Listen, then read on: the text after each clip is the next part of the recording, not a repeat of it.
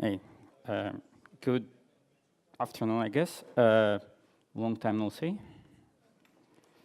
So I'm not Cisco, but been working with Cisco. We as a company been working with Cisco for a while. So I will do the introduction on the projects we've been doing with Cisco, and then hand over to Tomasz to continue about Contiv. So I'm not really going to talk about Contiv, just a bit, but about two other projects that we've been working with Cisco on, called Mantle and Shipped. But before I do that, just a bit of anti-DevOps in DevOpsDays.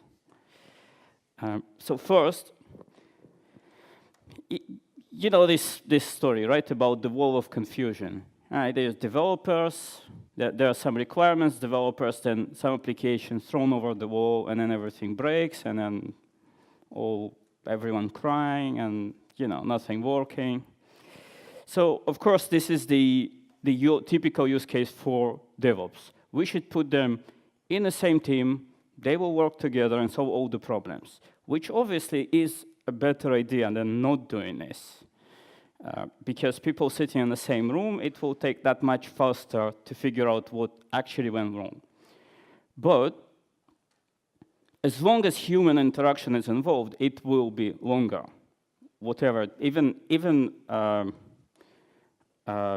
if it's super optimistically super fluent, and if you have developers and operations that do know both fields, then they only know it halfway, right? Because the brain is just not capable of holding all the information in the world.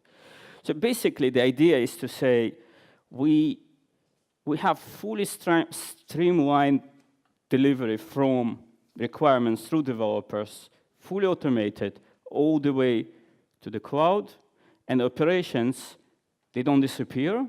Their responsibility is to make sure that the cloud works. So this is basically the assumption that we are operating on while developing cloud-native applications.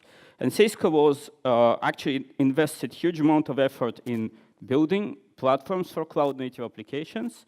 And the main idea of this is to take microservices as a standard approach to build cloud-native applications from a developer who writes a code to define cloud-native or microservices, test them locally, then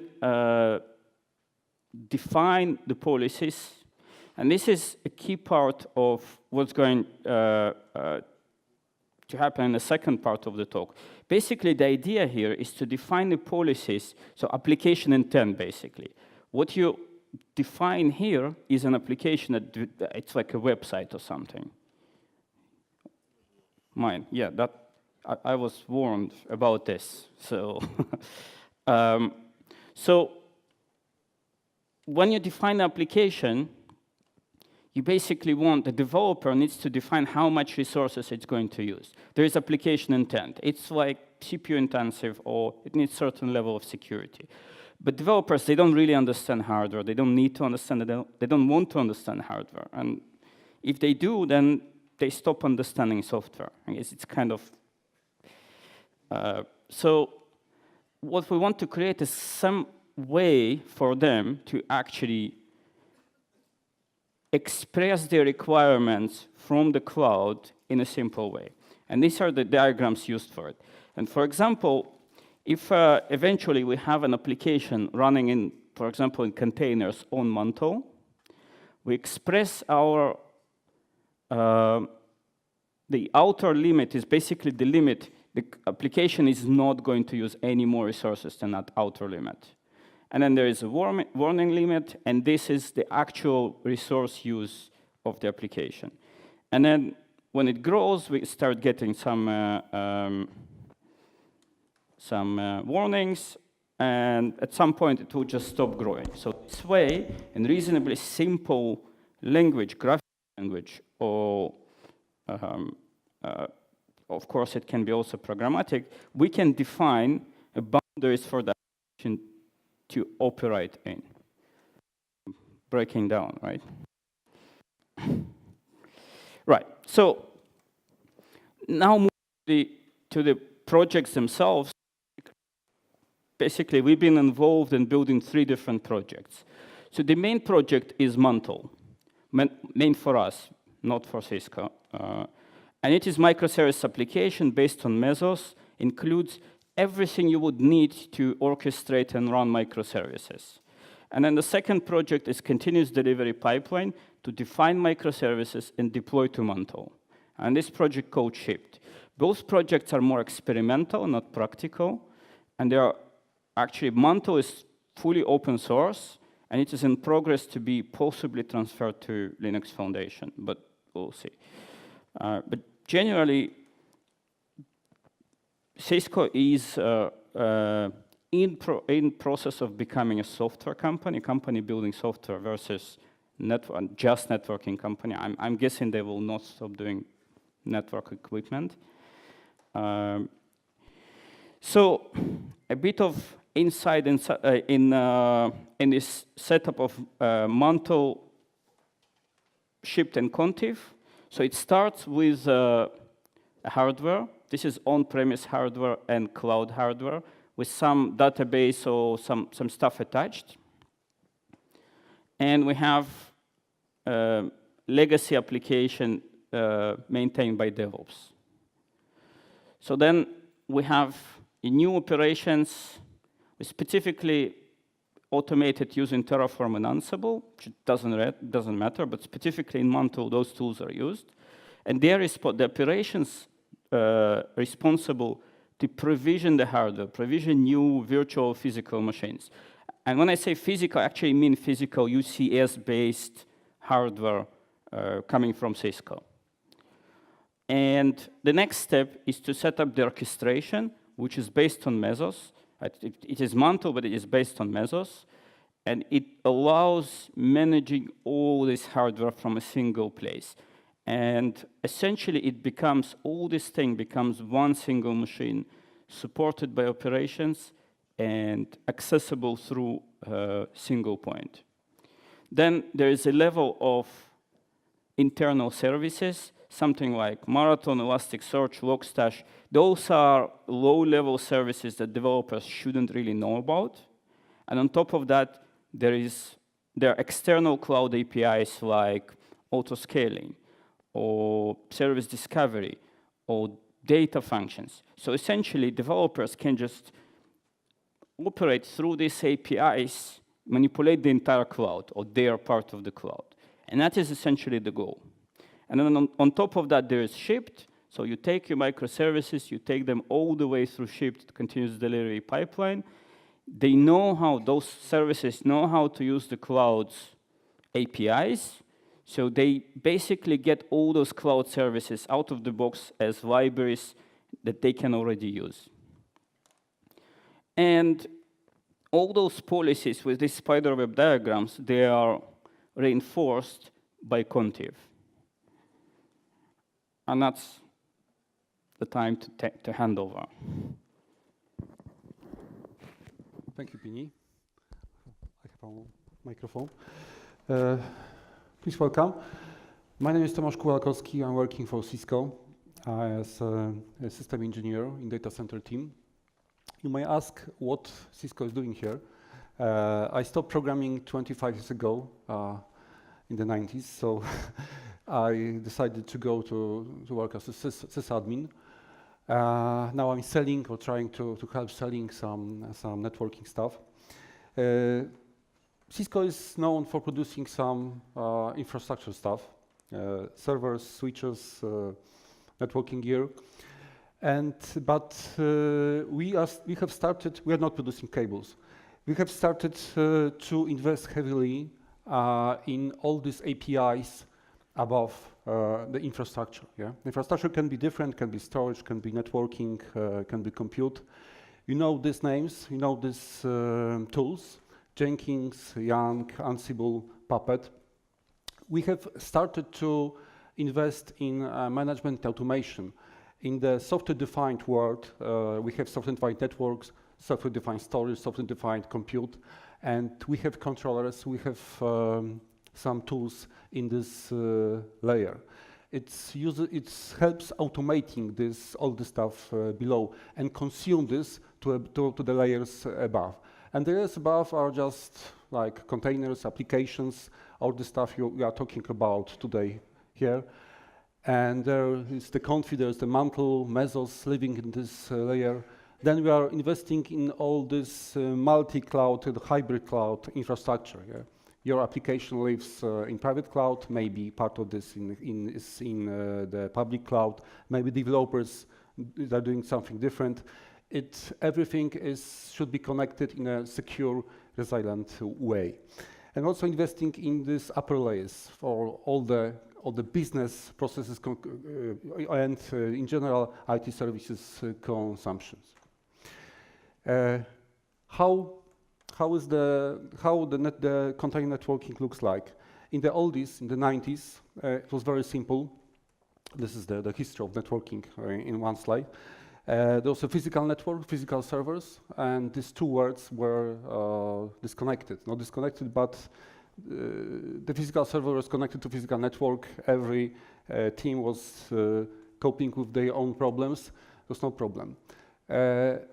Then we had an era of virtualization, and in this place we have several virtual machines on one node, connected to one physical port. So we have to provide some connectivity between these VMs. If we have two hosts, we have to deliver this network via physical infrastructure. And it was the problem, and hence the overlay infrastructure was built. They were building overlay networks, which provided connectivity between different nodes, different virtual machines. So it was kind of virtual switching. Then, to now we are today, we have containers. Containers can live on virtual machines. Containers can also live on barebone servers.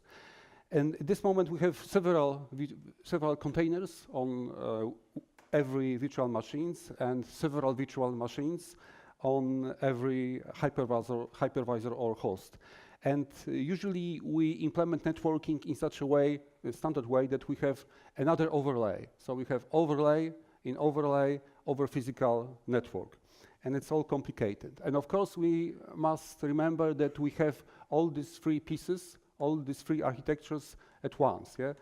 Our IT infrastructure, data center infrastructure is hybrid, is complicated, and can consist of traditional infrastructure and the new one. And what problems do we have? First, connectivity. If you have overlay in overlay, it's hard to put some services there, for example, firewalls, load balancers. It's also a problem to do telemetry, how to detect how much traffic some application consuming. For example, if we have two containers or two VMs on one node, and we have some telemetry on the physical network, we don't see the traffic flowing between these two endpoints. Performance. Performance can be a problem if we have several encapsulations. We hit performance, and we can see this problem when we scale. If you do some programming or you do some things with OpenStack, you know there are many companies, hardware companies, work on plugins for several components of OpenStack. Why is that? Because the software implementation sometimes or usually doesn't scale. And for example, we have several plugins for networking for OpenStack, and this is why we have performance problems with such a kind of complicated infrastructure. Hardware integration. You know that the best way to offload the CPU, to offload the CPU cycles, is to put some workload on the hardware infrastructure. In this case, it can be switch, a physical switch, and it also helps scaling this infrastructure. Multi-tenancy.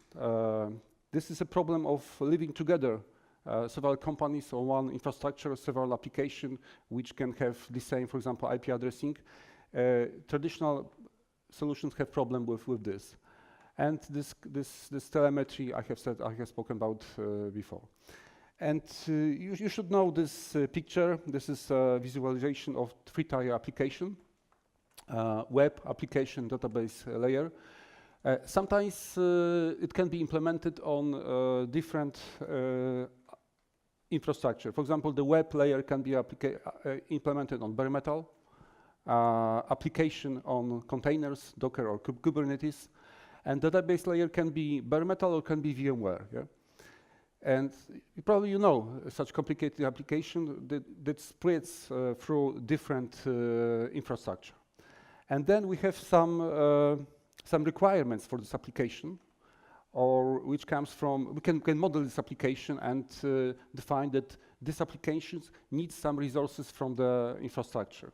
It's like security, it's QoS, QoS is bandwidth, it's, for example, balancer configuration, and it all should be implemented on the infrastructure below.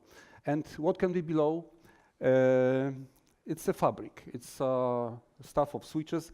Today, the trending architecture for the data center is IP fabric. It's kind of a bit like telecommunication stuff. It can deliver some non-blocking, resilient throughput. We produce such architectures. It can be it's called ACI fabric. It's based on very good and very fast Nexus switches. We have a controller which is controlling all this network, presenting this to the upper layers like a one switch, one fabric. It's called APIC. And Contiv, which I'm going to talk about, is a glue that is connecting this layer together. If you want to offload some things into the hardware layer, we need this connectivity, this glue. Please remember that the initial picture was an abstract one. The physical path of the packet goes through these physical switches, yeah? And the application must, or the application developer or administrator must ensure that this layer below is delivering good throughput and everything is working.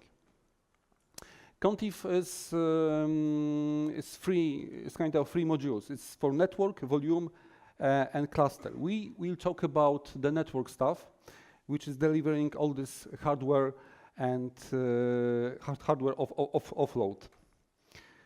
These features. Some comparison. It's a little bit exaggerated, but let's see how do we look like comparing to the other vendors. Flanner is Kubernetes now. Leap Network is Docker now. For example, let's take the native layer 2, layer 3 connectivity. It's kind of very important stuff for every network engineer. This solutions doesn't deliver this. Multi-tenancy. This is very important, for example, for service providers or for companies which want to support infrastructure for several companies at once. Performance. This is very interesting. Elastic app specific group-based policy. If we have an application which can scale, for example, we can increase the number of web layer virtual machines or applications, microservices or containers. Usually, the configuration of the other services like load balancers and firewalls should follow. And in case of these solutions, it doesn't happen like this. We can automate these things. So, for example, if we add another container to the application layer, the configuration of the F5 load balancer is automatically adjusted, or any other vendor firewall. And other things like integration with the hardware and consistent networking, that we can spread this application, its layers, its tiers, into different architectures, the different infrastructures. Finishing, where can I get it from? Of course, it's in Hub. Also, it's on Git. You can play with this module. There are some training classes. We have also developers network when you can find some virtual implementations of our hardware devices, some sandboxes, you can play with this. Why, in summary, why Cisco Contiv? It provides some unified networking with which policy framework. So it means that you can implement your application onto a hybrid infrastructure.